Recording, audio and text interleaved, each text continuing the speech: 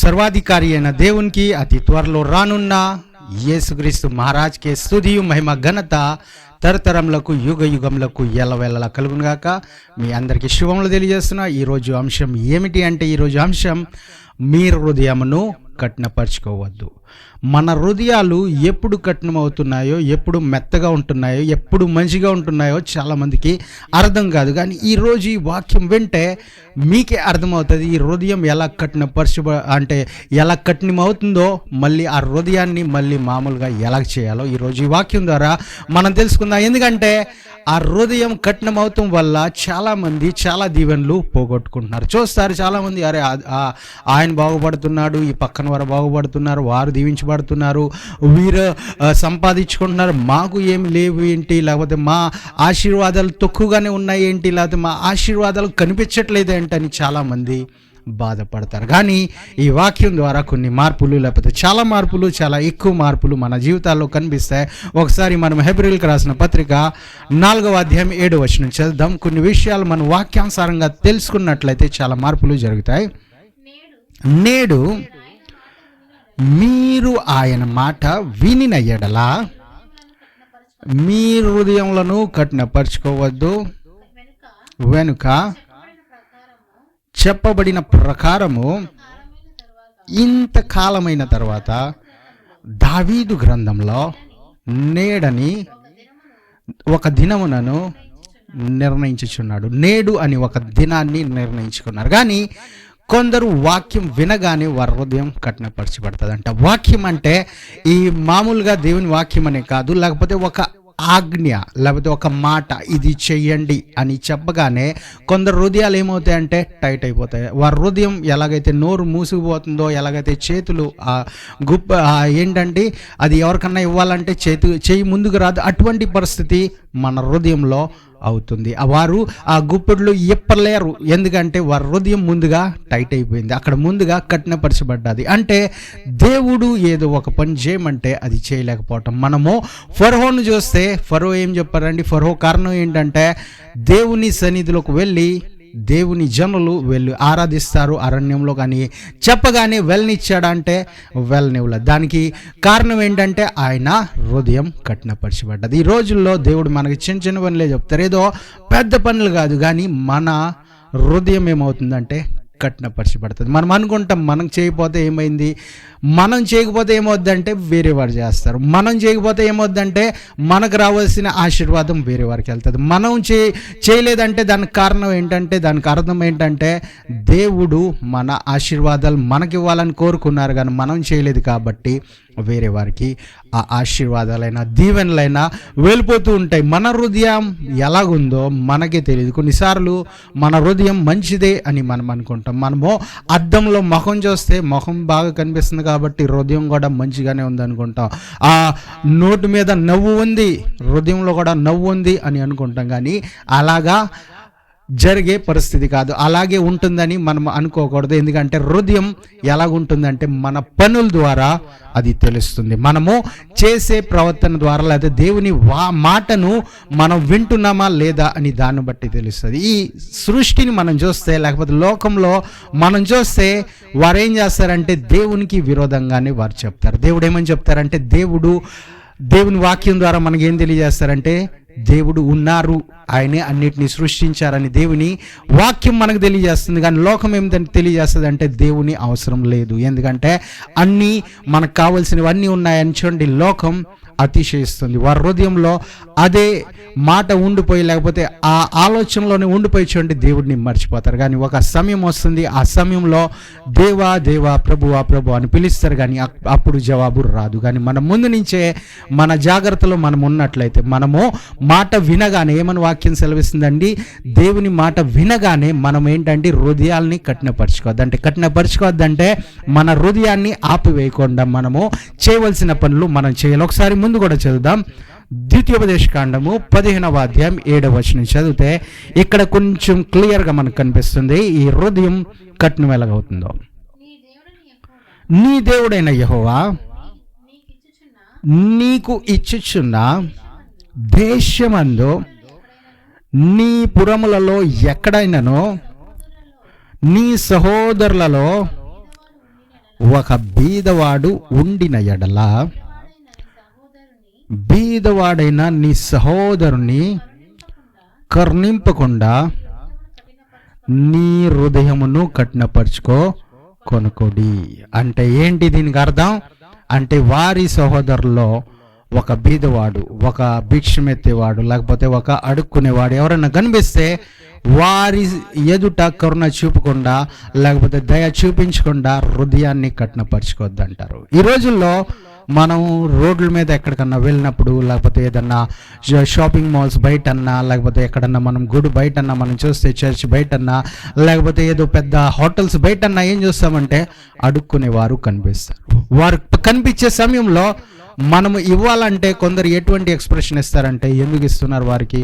ఆడు సంపాదించుకోలేడుగా, ఆయన సంపాదించుకోవచ్చు కదా, ఆడికి తెలియదా, ఇక్కడ పని చేయొచ్చు కదా, వారి చేతులు బాగానే ఉన్నాయి కదా అని అటువంటి మాటలు మనం వింటూ ఉంటాం. ఎందుకంటే వారి హృదయంలో ఏముంటుందంటే, నేను చేస్తున్నా వాడు కూడా చేయాలి. కానీ బైబిల్ అలాగే మనకు సెలవు ఇవ్వట్లే. ఏమంటుందంటే మనము దయను చూపించాలి. అంటే మన హృదయాన్ని మనము కఠినపరచుకోవద్దు. ఆయన చేయలేంది ఆయన చేయలేకపోతున్నాడు, చేయవలసింది చేయలేకపోతున్నాడు, కానీ మనము చేయవలసింది తప్పనిసరిగా చేయాలి. ఎందుకంటే దానివల్ల మన ఆశీర్వాదాలు, మన దీవెనలు ఆగిపోతున్నాయి. మన హృదయం ఎటువంటి పొజిషన్లో ఉన్నాయో మనం స్కానింగ్ లేకుండా, టెస్టింగ్ లేకుండా, ఎటువంటి బ్లడ్ రిపోర్ట్లు లేకుండా తెలిసిపోతుంది ఆ వ్యక్తి హృదయం ఎలాగుందండి, కఠినంగా ఉంది. ఎందుకంటే ఆయన ఏమంటున్నాడంటే, ఆ బీదవాడు లేకపోతే అడుక్కునేవాడు పని చేసుకోవచ్చు కదా, ఆ అడుక్కునేవాడు రోజంతా పని చేస్తే ఎంతో కొంత సంపాదిస్తాడు కదా, ఎందుకు ఇక్కడ కూర్చున్నాడు, టైం పాస్ చేస్తున్నాడు, అందరిస్తే తింటున్నాడు, అందరు పడేసింది ఎంగులు అన్నాన్ని తింటున్నాడు, పడేసిన రొట్టెలు తింటున్నాడు అని చూడండి, కుక్కవలి వాడి జీవితం అని చాలామంది దూషిస్తూ ఉంటారు. కానీ బైబిల్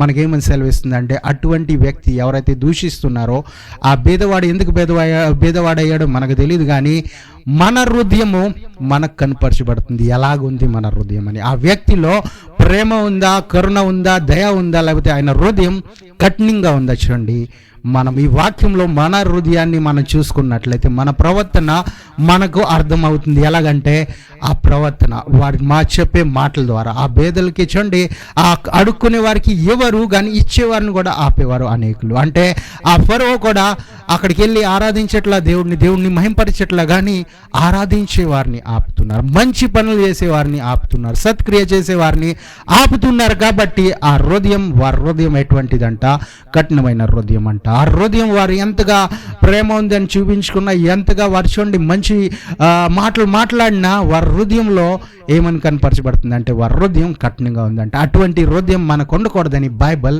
మరి మనకు తెలియజేస్తుంది. ఆ హృదయం ఏం చేస్తుందంటే మన ఆశీర్వాదాలని ఏం చేస్తుందంటే ఆపివేస్తుంది. నిజంగానే మనము విశ్వాసులుగానే ఉన్నామేమో, నిజంగానే మనం యేసుక్రీస్తుని నమ్ముతున్నామేమో, నిజంగానే యేసుక్రీస్తుని మనం వెంబడిస్తున్నామేమో, అన్ని మంచి పనులు చేస్తున్నామేమో, కానీ కొన్ని పనులు ఏదైతే చెప్తుందో బైబిల్ అది చేయలేకపోతున్నామంటే, అది చేయనివ్వకుండా ఆపివేస్తున్నామంటే దానికి అర్థం ఏంటంటే హృదయము కఠినపరచబడ్డది. ఒకసారి ఈరోజు మనం ఒక గొప్ప నిర్ణయం తీసుకుందాం, మంచి నిర్ణయం తీసుకుందాం. ఏంటంటే నా హృదయం నీకు అప్పగిస్తున్నాను దేవా, నా హృదయాన్ని కఠినపరచుకోకుండా ఆ హృదయం మంచిగా మార్చమని ఒక మంచి నిర్ణయం ఈరోజు మనం తీసుకుందాం. అలాగే మనం ముందు చదివినట్లయితే 1 సమూయేలు 6వ అధ్యాయం 6వ వచనం చదివినట్లయితే, ఐగుప్తీయులను ఫరోయును తమ హృదయములను కఠినపరచుకొనినట్లు మీ హృదయములను మీరెందుకు కఠినపరచుకొందరు? ఆయన వారిలో అద్భుత కార్యములను చేయగా వారు ఈ జనులను పోనిచ్చిరి. ఇజ్రాయేలీలు వెళ్ళిపోయారు కదా. ఎస్, మనం ఇక్కడ ఏం చూస్తున్నామంటే కేవలం ఫరో హృదయం కాదంట, ఐగుప్తులో ఉన్న వారందరి హృదయాలు, ఈజిప్షియన్స్ వారందరి హృదయాలు ఏంటంటే కఠినపరచబడ్డదంట. అక్కడ నాయకుడు ఎలాగున్నారో ఆ నాయకులను వెంబడించేవారు కూడా అలాగే మారారు. అంటే ఆ హృదయం కఠినపరచబడ్డది. ఇంకా వారు ఏం చేస్తున్నారంటే అద్భుతాలు చూసిన తర్వాత అప్పుడు సత్యాన్ని తెలుసుకుని వారు వెళ్ళనిచ్చారంట. మన జీవితాల్లో మన హృదయం కఠినపరచబడ్డదంటే మనం అద్భుతాలు చూడలేం కొన్నిసార్లు. అది చూసిన తర్వాత ఆ కఠినమైన హృదయం మామూలుగా మారిందంటే, కరిగిపోయిందంటే పర్లేదు. లేకపోతే ఆ హృదయం ద్వారా ఏమవుతుందంటే మన ఆశీర్వాదాలు ఆగిపోతాయి. ఆ కఠినమైన హృదయం ద్వారా ఏం జరిగిందంటే ఫరో మీద ఇంకా ఐగుప్తీయుల మీద ఏం జరిగిందండి? 10 తెగుళ్ళు వచ్చినాయి. ఆ తెగుళ్ళు వారు ఎప్పటికీ ఎన్నడూ మర్చిపోలేనంత తెగుళ్ళు వారి దేశం మీదకి వచ్చినాయి అంట. వారు ఉన్న ప్రాంతం అంతా నాశనం అయిపోయింది. దానికి కారణం ఏంటంటే వారి హృదయాలు కఠినంగా ఉంది. దేవుడు చెప్పిన మాటని వారు విన్నారు కానీ చేయలేకపోయారు. ఇంకా చేయనివ్వలేక వారిని ఆపివేశారు. కాబట్టి వారు చూడండి చాలా శాపానికి లోనైపోయారు. వారు నిజమైన దేవుడు వారిని దర్శించిన వారు చూడండి అక్కడ వారు నిజంగా మార్పు వారిలో కనిపించట్లే. ఎందుకంటే వారి హృదయాలు ఎవరికి అప్పగించారంటే లోకానికి, లేకపోతే సృష్టికి వారు అప్పగించారు. కప్పల్ని పూజిస్తూ, లేకపోతే అక్కడ ఉన్న పాముల్ని పూజిస్తూ ఆ తెగుళ్ళు చూడండి వారి మీదకి వచ్చినట్టుగా వాక్యం సెలవిస్తుంది. ఎందుకంటే వాటిని వారు పూజించారో అదే వారికి శాపంగా మారింది. వారు భోజనం చేయాలంటే ఆ ప్లేట్లో కప్పలు కనిపిస్తున్నాయి. వారు పడుకోవాలంటే ఆ బెడ్ మీద లేకపోతే ఆ మంచం మీద కప్పలు కనిపిస్తున్నాయి. వారు స్నానానికి వెళ్ళాలంటే అక్కడ మొత్తం కప్పలు కనిపిస్తున్నాయి. వారు ఏం చేయాలన్నా కప్పలు మాత్రమే వారికి కనిపిస్తున్నాయి. ఒకవేళ ఎవరైనా బుక్ తీసుకుంటారు చూడండి, ఆ బుక్లో నుంచి కూడా కప్పే బయటకు వస్తుంది. వారు ఒకవేళ ఏదన్నా రూమ్ తాళం తీస్తున్నారు, బెడ్రూమ్లోకి వెళ్ళాలా, హాల్ రూమ్లోకి వెళ్ళాలా, లేకపోతే ఏదో స్టోర్ హౌస్ తెరుస్తున్నారంటే అక్కడ కూడా కప్పలే కనిపిస్తున్నాయి. ఏదైనా బండి వాహనాన్ని స్టార్ట్ చేయాలంటే అక్కడి నుంచి కూడా కప్పలే కనిపిస్తుంది. అటువంటి పరిస్థితి వారి దేశం మీద, అటువంటి పరిస్థితి వారి దేశంలో వచ్చింది. దానికి కారణం ఏంటంటే వారి హృదయం కఠినపరుచుకున్నారంట. వారి హృదయాన్ని వారు ఏం చేశారండి?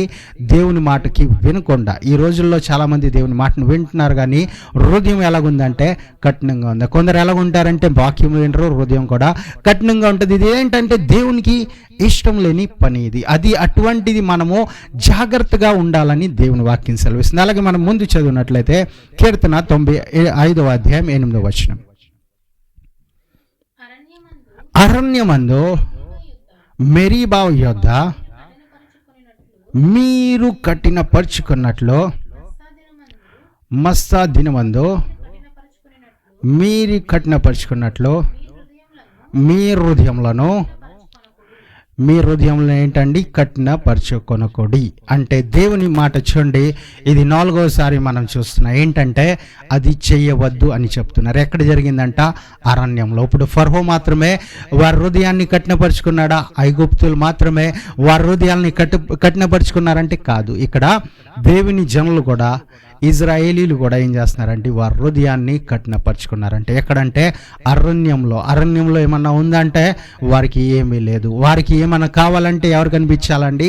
కేవలం దేవుడే. యేసుక్రీస్తు లేనిదే, యెహోవా దేవుడు అక్కడ లేనిదే వారికి చూడండి ఏ ఒక ఆహారం దొరకదు, తినటానికి తిండి ఉండదు, వేసుకుంటానికి వస్త్రాలు వారికి చూడండి అది మాసిపోయినాయి అంటే మళ్ళీ వేసుకోవాలి. కానీ దేవుడు చూడండి కొన్నిసార్లు ప్రయాణం ఏదైనా మ్యారేజ్కి వెళ్ళాలన్నా, ఏదో పెద్ద స్టేజ్ షోకి వెళ్ళాలన్నా, ఎక్కడికన్నా వెళ్ళాలంటే చూడండి బట్టలు ఏం చేస్తారంటే చాలామంది నలుగుపోకుండా చాలా జాగ్రత్తగా ఎక్కడ ట్రైన్లో అడుగుపెట్టినా, లేకపోతే కారులో అడుగుపెట్టినా, లేకపోతే నడుచుకుంటా వెళ్ళినప్పుడు కూడా చూడండి బట్టలు మాసిపోకుండా, మడత చెరిగిపోకుండా చూసుకుంటారు. ఎందుకంటే ఆ ఇస్త్రీ చేసిన ఆ వస్త్రాలు కొంచెం ముడత ఏదైనా వచ్చిందంటే ఏమవుద్దంటే వాటికి ఉన్న షైను, లేకపోతే వాటికి ఉన్న కనిపించే విధానం మారిపోతుంది. అంటే దానికి ఉన్న క్వాలిటీ మారిపోయినట్టుగా కనిపిస్తుంది. కాబట్టి చాలా జాగ్రత్తగా ఉంటారు. కానీ వీళ్ళు 40 సంవత్సరాలు వారు అరణ్యంలో వెళ్ళారు. వారు ఎంత జాగ్రత్తలు తీసుకున్నారో తీసుకోలేక తెలియదు. ఎందుకంటే వారు పడుకునేదే మంచాలు ఉన్నాయా లేవో మనకు తెలీదు.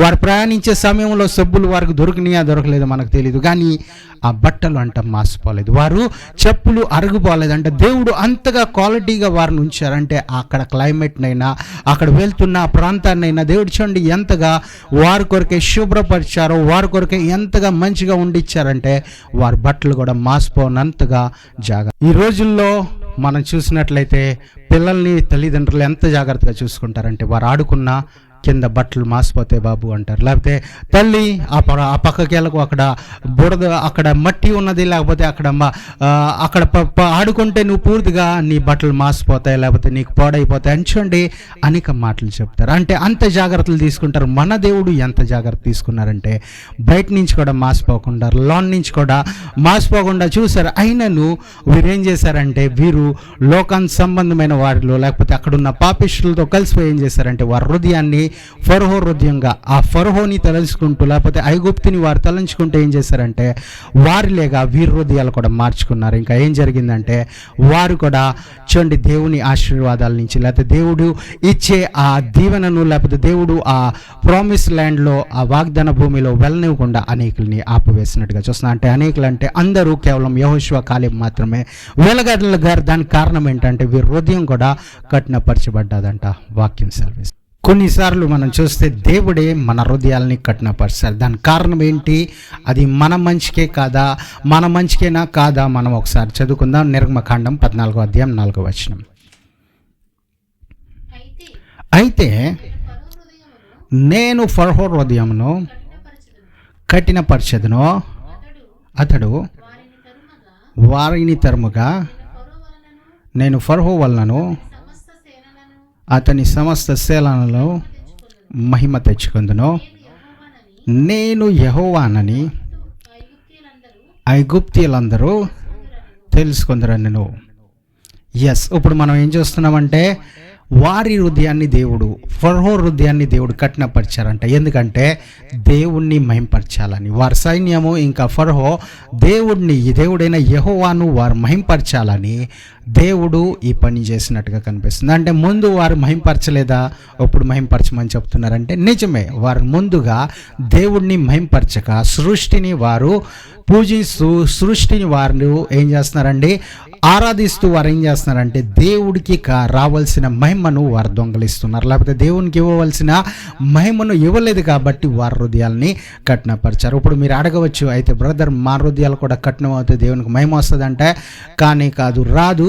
కానీ ఏదో కీడు లేకపోతే ఏదో శ్రాపం అనేది వస్తుంది. అది మనం సామెతల గ్రంథంలో చూస్తే ఆ మాట రాసి ఉన్నది. ఎందుకంటే మనము ముందుగా మారాలి, మన హృదయాల్ని దేవుడికి అప్పగించాలి. మనము ఎవరో చేస్తున్నారని, వారు చేయొద్దన్నారని మనము ఆ పనులు ఆపకూడదు. మనము చేయాలి. దేవుడు ఎటువంటి పనులు చేయమన్నారో, దేవుణ్ణి ఆరాధించమన్నారో, దేవుని పని కొరకే మనం వాడబడాలని చూడండి. అటువంటి పనులు మనం చేయాలి. ఎప్పుడైతే దేవుడు మనకి ఏదైతే చెప్తున్నారో మనము ఎందుకు చేయాలి, లేకపోతే మనమే చేయాలా, లేకపోతే వారు చేయలేరా, మనకు చెప్తున్నారని చాలామంది ఆ నిర్లక్ష్యం చేస్తారు, వారి హృదయాన్ని కఠినపరుచుకుంటారు. కానీ కొన్నిసార్లు దేవుడు ఏదైతే మనల్ని వేరే వారి ద్వారా చెప్పమన్నారు, వారికి ఏమన్నది కాకుండా కొందరు చాలామంది అంటారు, నాకు తమ్ముడా నాకు ఆ బైక్ ఇచ్చే, ఆ కార్ ఇచ్చే, లేకపోతే ఆ ఇల్లు ఇచ్చే, ఏదేదో అడుగుతారు. అది వేరే సంగతి. కానీ దేవుని పని కొరకే అడుగుతున్న వాటి గురించి మనం చూడండి నిర్లక్ష్యం చేయకూడదు, లేకపోతే మన హృదయాల్ని కఠినపరచకూడదు. ఒకసారి మనకు అది ఇబ్బందిగానే ఉంటుంది, కానీ దేవుడు చెప్పినప్పుడు మనం ప్రార్థించి అది నిజంగానే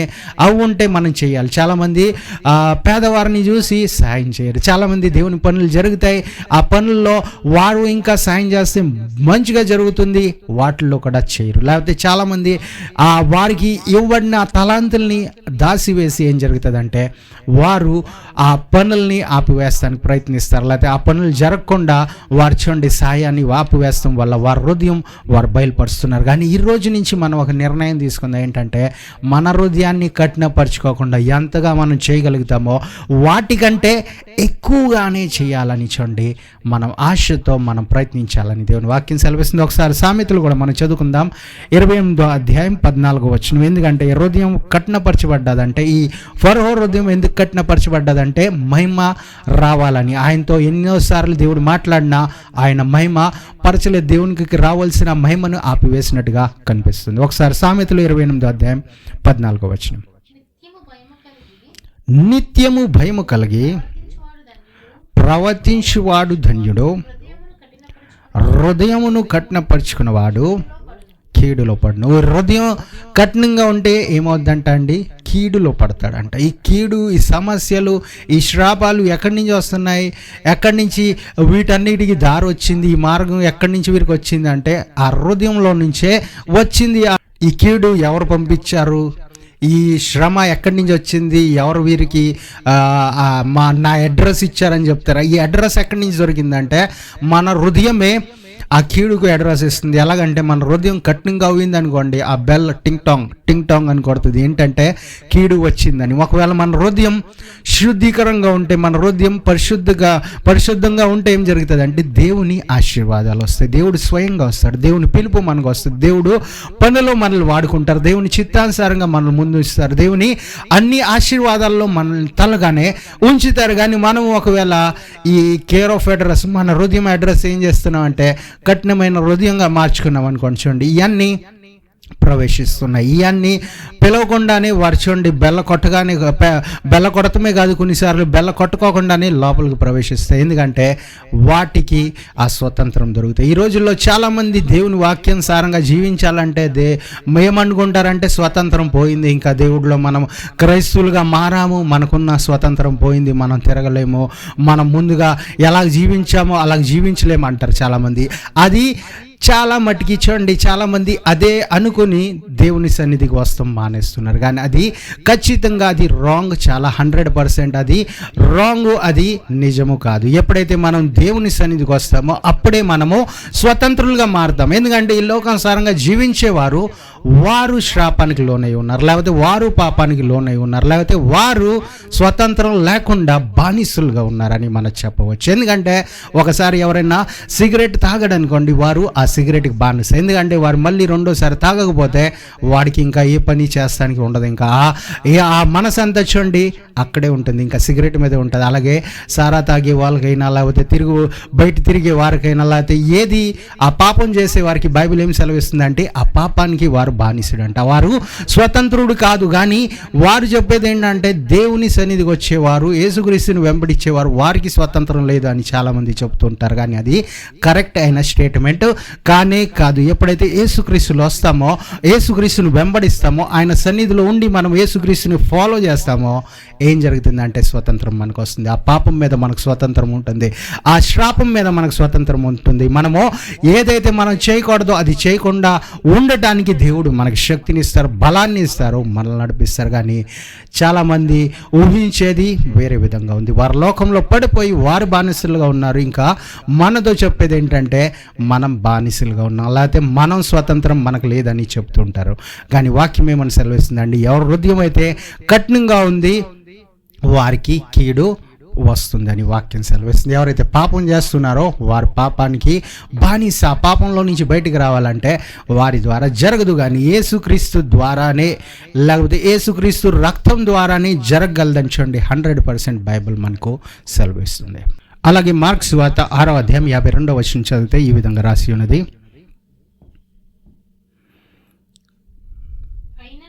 అయినను వారి హృదయము కఠినమాయను గనుక వారు రొట్టెలను గూర్చిన సంగతి ఏంటండి గ్రహించలేరు. వారి హృదయం కఠినమైందంటే, ఎవరి హృదయమైన కఠినమైందంటే ఏం జరుగుతుందంటే అండర్స్టాండింగ్ పవర్ తగ్గిపోద్ది, గ్రహింపు గల అశక్తి వారు కోల్పోతారు. వారిలో ఆ శక్తి మనకు కనిపించదు, అండర్స్టాండింగ్ పవర్ ఉండదు. అంటే అండర్స్టాండింగ్ కూడా మనకు అర్థం అవ్వాలి. ఇప్పుడు శిష్యులు యేసుక్రీస్తును వెంబడిస్తున్నారు కానీ వారి హృదయాలు కూడా కఠినమైపోయినాయి అంట. అందుకనే వారు ఆ రొట్టెల గురించి అండర్స్టాండింగ్ అవ్వలేదు. అంటే ఆ మళ్ళీ యేసుక్రీస్తు అద్భుతం చేయగలరని చూడండి వారిలో ఆ గ్రహింపు వారిలో కనిపించట్లేదంటే. ఈరోజు మనం కూడా చాలా పెద్ద పెద్ద అద్భుతాలు మన జీవితాల్లో చూసాం. యేసుక్రీస్తు ద్వారానే జరిగినాయి, ప్రార్థన ద్వారానే జరిగినాయి, యేసుక్రీస్తు నామంలోనే జరిగినాయి మనం చూసాము. కానీ కొన్నిసార్లు మన హృదయం కఠినపరచబడినప్పుడు ఏం జరగాలంటే ఆ గ్రహింపు మనలో నుంచి వెళ్ళిపోతుంది. కాబట్టి ముందుగా దేవుడు చేసిన వాటిని మనం ముందుగానే దేవునికి మహిమ చెల్లించాలి. దేవా నీ ద్వారానే వచ్చినాయి, ఇప్పుడు రావట్లేదంటే ఏ కారణమైనా తెలీదు, కానీ దేవుడు మీరు ఇస్తారు అని మనం దేవుడిని మహిమపరచాలి. ఒకవేళ మీకు ఉద్యోగం దొరికిందంటే దేవుడిని మహిమపరచండి, ఉద్యోగం దొరకలేదంటే అయినా దేవుడిని మహిమపరచండి, యేసుక్రీస్తుని మహిమపరచండి. మీరు అంటారు ఇదేంటి బ్రదర్, ఉద్యోగం దొరికిందంటే సంతోషం, మాకు ఆశీర్వాదం, మేము దేవుడికి మహిమ అర్పిస్తాం, మహిమ చెల్లిస్తాం. కానీ మీరు ఉద్యోగం లేకపోయినా దేవుడిని మహిమపరచండి అంటే, దేవునికి స్తోత్రం చెప్పండి అంటే ఎలాగ చెప్తామని చాలామంది బాధపడతారు. కానీ ఉద్యోగం మీకు దొరకలేదంటే దానికి అర్థం ఏంటంటే పెద్ద ఉద్యోగం దేవుడు ఇవ్వబోతున్నారు. మీరు లక్ష్య పెట్టింది లేకపోతే మీరు ఎదురు చూస్తుంది చిన్న ఉద్యోగం, కానీ పెద్ద ఉద్యోగం దేవుడు ఇవ్వబోతున్నారు. కాబట్టి ముందుగానే దేవుడికి స్తోత్రం మీరు చెల్లించాలి. మన జీవితాల్లో ఇంకా మనం ఏదో పనులు చేస్తున్నాం, మన వ్యాపారం ఇంకా అభివృద్ధి కావట్లేదు, దాంట్లో నాకు వాటిలో లాభం కనిపించట్లేదని బాధపడుతున్నారేమో. కనిపించకపోయినా మనం దేవునికి స్తోత్రం చెప్పాలి. ఎందుకంటే దేవుడు ఇంకా అధికమైన ఆశీర్వాదాలతో దేవుడు రానున్న రోజుల్లో మనకు ఆశీర్వాదం ఇవ్వబోతున్నారు. కానీ మనము ఏంటంటే మహిమ వచ్చిన తర్వాత చెల్లిస్తాం, లేకపోతే వచ్చిన తర్వాత చేస్తామనుకుంటారు, కానీ వచ్చిన తర్వాత వాటిలోనే మునిగిపోతారు జనాలు, దేవుడిని మర్చిపోతారు. ఆ దొరికిన ఆశీర్వాదాలని అది లెక్క పెడుతూ వారి సంవత్సరం అంతా గడిపేస్తారు, కానీ దేవుడిని మహింపరచడానికి ఒక నిమిషం కూడా ఇవ్వలేకపోతున్నారు. లేకపోతే ఒక చిన్న కూడికి బట్టి చిన్న ప్రార్థనలోకి వెళ్ళి థ్యాంక్ యూ జీసస్, వందనాలు వేసే అని అంతటితో వార్చండి అన్నిటినీ మూసి వేస్తున్నారు. అలాగే ఫర్హో జీవితంలో జరిగింది, అలాగే శిష్యుల టైంలో కూడా ఒకసారి జరిగింది. కాబట్టి దేవుడు చూడండి వారి హృదయాల్ని వారికి బయలుపరిచారు. అలాగే మన హృదయం ఎలాగుందో మీకు మీరు నాకు నేను చూసుకోవాలి. ఒకవేళ మనము వాటిని తెలుసుకోకుండా మన హృదయం మంచిగానే ఉందిలే, ఉండే చోట్లోనే ఉంది, కరెక్ట్గానే ఉంది, అన్ని వాణి వింటుంది, దేవుని వాక్యం తెలుసుకుంటుంది నా హృదయం అని చాలామంది అతిశయిస్తారు. ఒకసారి మనం నెబుకద్నెజర్ గురించి కూడా చూద్దాం. ఈ వాక్యాన్ని చూసి మనం ముగించుకుందాం. దానియేలు 5వ అధ్యాయం 20వ వచనం. అతడు మనస్సున అతిశయించి బలాత్కారము చేయుటకు అతని హృదయమును కఠినం చేసుకొనగా దేవుడు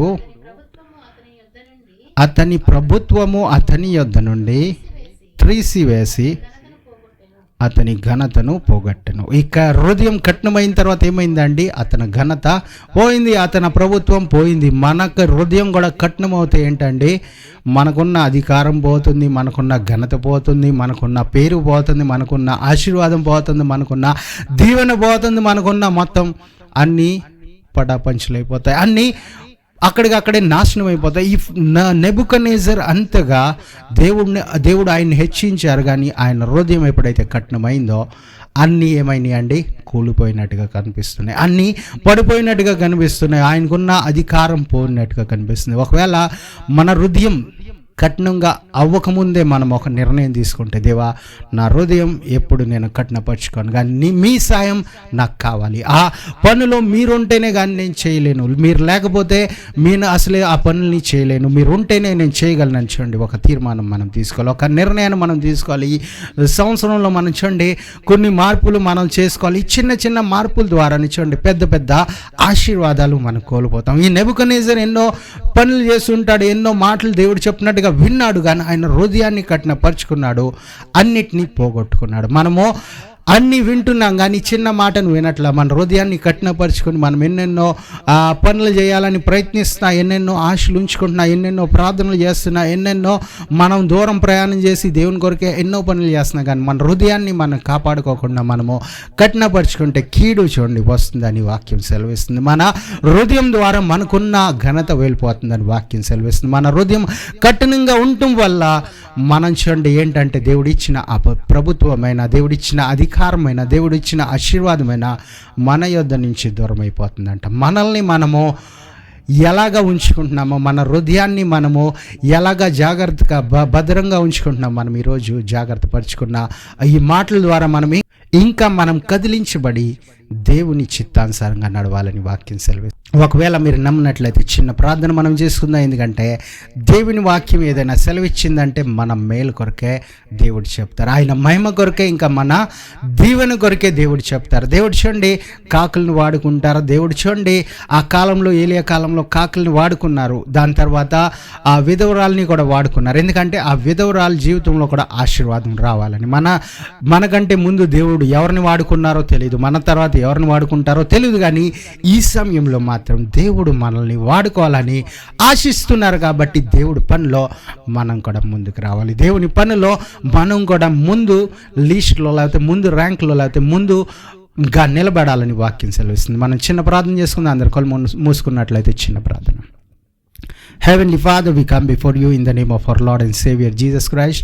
ఈరోజు మీ ప్రియ బిడ్డలు ఎవరైతే ఈ వాక్యాన్ని విన్నారో అందరి జీవితాల్లో కార్యించండి, వారి హృదయాల్ని స్పర్శించండి, వారి హృదయాల్లో మీరు ఉండమని కోరుతున్నా. వారి హృదయం ఏ పరిస్థితిలో అయినా, ఏ మాటలో అయినా, ఏ విషయంలో అయినా, ఎటువంటి కారణం చేత అయినా వారి హృదయం కఠినంగా అవ్వకుండా మీరే జాగ్రత్త పరచమని కోరుతున్నా రాజా. మీరే వారికి సాయం తెచ్చేయమని కోరుతున్నాం. మీరే వారికి తోడుగా ఉండమని కోరుతున్నాం. ఫరో వలె కాకుండా, నెబుకద్నెజర్ వలె కాకుండా, ఆ దినాన అనేక ఐగుప్తుల వలె కాకుండా రాజా, మీ వలె మా హృదయం అవటానికి సాయం తెచ్చేయండి. మీరు మా హృదయంలో ఉండి మిమ్మల్ని మేము చూసేవారుగా, మీరు మాలో ఉండి మీ పనులు మాలో నుంచి జరగడానికి సాయం తెచ్చేయమని కోరుతున్నాం. మీ పనులో మమ్మల్ని కూడా వాడుకోమని కోరుతున్నాం దేవా. ఎవరైతే ఈ మాటలు విన్నారో ఎటువంటి హార్ట్ ప్రాబ్లమ్స్ అయినా వారిని ముట్టండి, తల నుంచి అరకాల వరకు ఎటువంటి అనారోగ్యం అయినా వారిని ముట్టండి. ఎవరైతే ఉద్యోగాలు లేవని బాధపడుతున్నారు, చిన్న ఉద్యోగాలని బాధపడుతున్నారు, పెద్ద ఉద్యోగాలు వారికి తెచ్చేయమని కోరుతున్నాం. మీకు అసాధ్యమైనది ఏమీ లేదు.